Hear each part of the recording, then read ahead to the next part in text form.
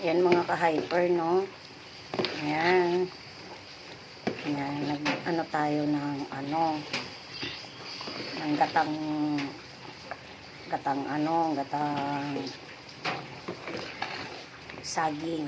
Niluan natin yan ng malagkit. Tapos may bilo-bilo. Ayan.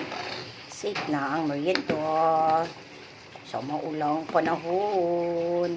Ayan, mga ka-hyper.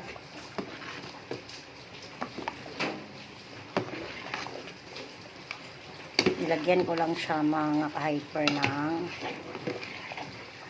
malagkit. Tapos ang magiging sabaw niya ay yung gata para malinamnam siya mga ka-hyper. Tapos nung lumambot na, nilagay natin na ang bigas na malagkit.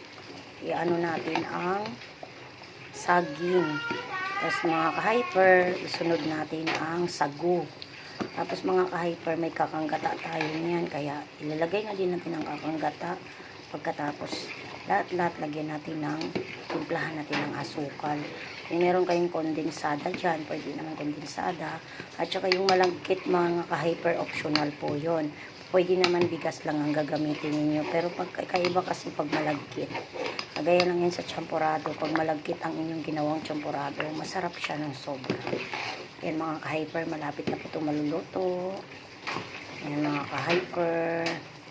Yan, save ka na. Kaysa yung bibili ka ng merienda, may naglalako 35 pesos.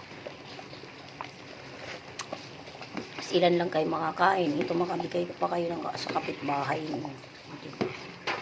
Mga ka-hyper, malapit na maluluto. Itits, kainan na itits, mga ka-hyper.